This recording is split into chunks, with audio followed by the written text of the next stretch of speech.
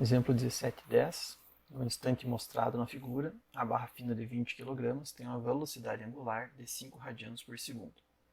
Determine a aceleração angular e as componentes verticais e horizontais da reação do pino sobre a barra nesse instante. Bom, então, a primeira coisa que a gente faz aqui é montar os diagramas de corpo livre e o diagrama cinético. Então, no diagrama de corpo livre, a gente sabe quais são as forças que estão atuando sobre essa barra. Então, a gente tem aqui no centro de gravidade, nós temos a força-peso. E em O, nós temos as reações. Então, tem uma reação vertical em O. E eu vou colocar aqui para a esquerda uma reação horizontal em O. Como novamente a gente tem um movimento circular do centro de gravidade em torno de um ponto O, eu vou novamente aqui colocar então, estabelecer um sistema de coordenadas onde a gente tem uma direção normal, que cresce o sentido positivo dela para a esquerda, e uma direção tangencial, que cresce a direção positiva dela para baixo.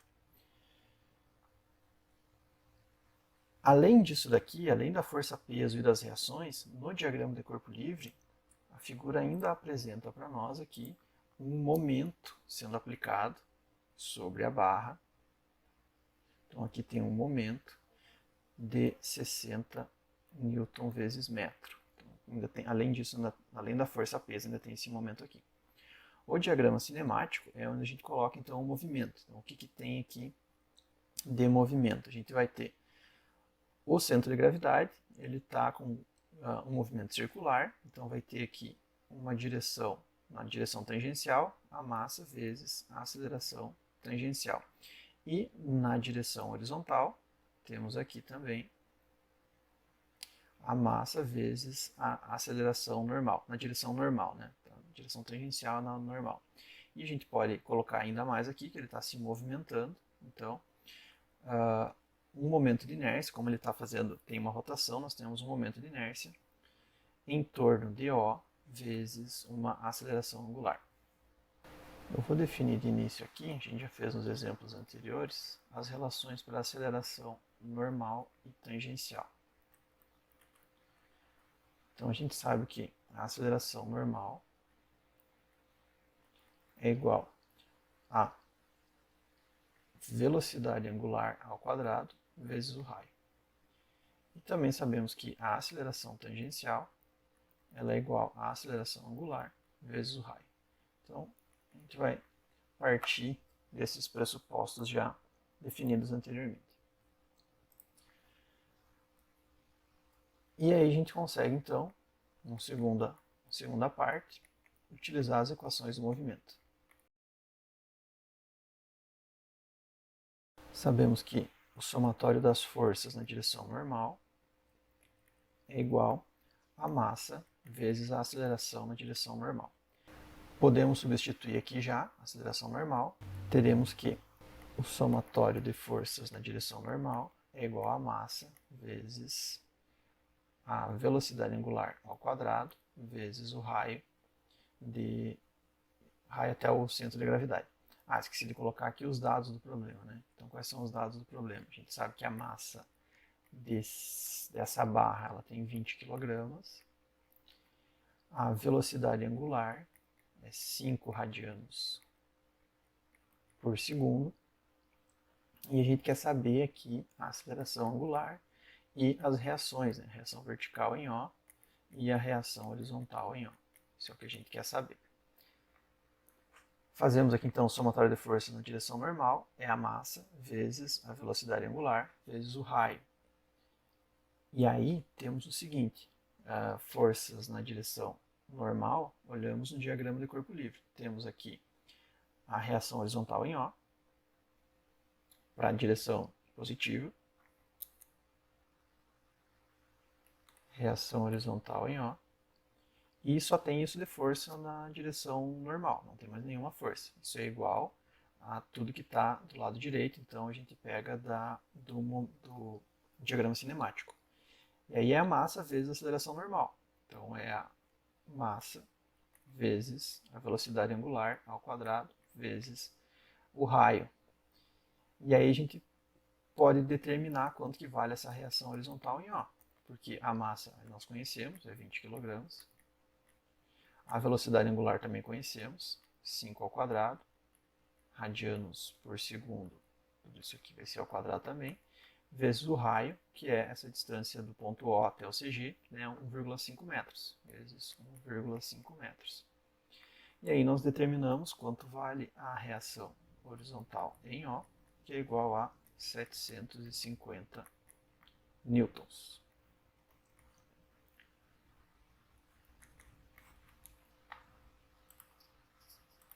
Continuando, nós podemos fazer aqui o somatório de forças na direção tangencial igual a massa vezes a aceleração tangencial.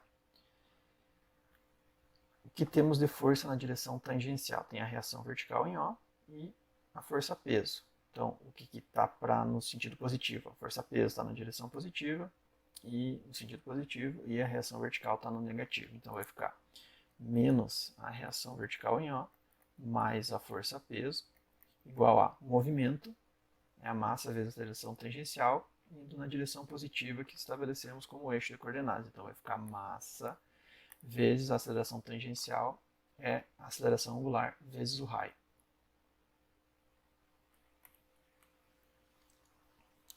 E aí, substituindo tudo aqui, temos o seguinte. Temos que a reação vertical em O é igual a força-peso menos a massa vezes a aceleração angular vezes o raio. Nesse caso aqui, nós temos a força-peso, a massa, o raio, mas não temos a aceleração angular. Então a gente precisa determinar isso aqui antes, né? Para determinar essa aceleração angular, eu vou guardar essa equação aqui então, vou chamar ela de equação 1 e vou guardar ela para usar depois. O somatório de momentos, como esse cara está girando em torno de O, somatório de momentos em torno de O é igual ao momento de inércia em torno de O vezes a aceleração angular. E aí temos o seguinte, a gente tem que calcular, nesse caso aqui, quanto que vale o momento de inércia em torno de O. Então, como que eu vou fazer isso? Eu vou pegar a equação da tabela.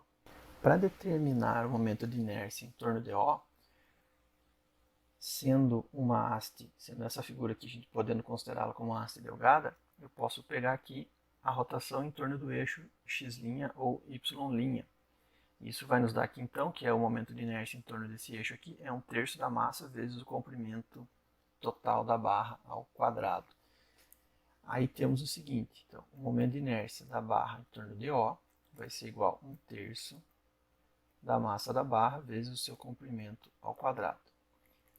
Ficará então 1/3 da massa, que é 20 kg, vezes o comprimento. Até a metade ela é 1,5 m, o comprimento total dela é 3 metros. Então vai ficar aqui vezes 3 ao quadrado, metros quadrados. Temos aqui então que o momento de inércia em torno do ponto O é igual a 60 kg vezes metro ao quadrado. E aí dá para substituir isso na equação de cima aqui. Os momentos em torno de O tiramos do diagrama de corpo livre. Reação vertical e reação horizontal não geram momento. Tem o próprio momento aqui, que é 60 Nm. Vou colocar aqui ele na direção, ele está horário, então negativo. Então vai ficar menos o momento m. A força-peso está fazendo um momento no mesmo sentido. Vai ficar menos a força-peso vezes a distância, que é 1,5 metros. Isso é igual ao próprio movimento aqui, que também está na direção sentido anti-horário, sentido horário. Fica então menos momento de inércia em torno de O vezes a aceleração angular. Está tudo negativo, vou multiplicar isso daqui tudo por menos 1. Vai ficar momento mais força-peso vezes 1,5 metros, igual momento de inércia em torno de O, vezes a aceleração angular. Isolando a aceleração angular, temos momento mais força-peso vezes 1,5 metros, dividido pelo momento de inércia em torno de O. Isso aqui vai ficar, o momento é 60 Nm, mais a força-peso, que é 20 kg, vezes 9,81 metros por segundo ao quadrado, vezes 1,5 metros, dividido pelo momento de inércia, 60 kg vezes metro ao quadrado. A aceleração angular vai ficar 5,905 metros, não, né? 5,905 radianos por segundo ao quadrado. Isso aqui a gente pode voltar, substituir na equação 1 e encontrar a reação vertical em O.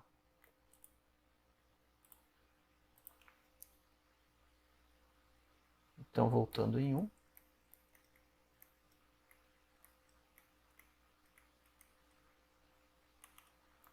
a reação vertical em O é igual a força-peso, 20 kg, vezes 9,81 metros por segundo ao quadrado,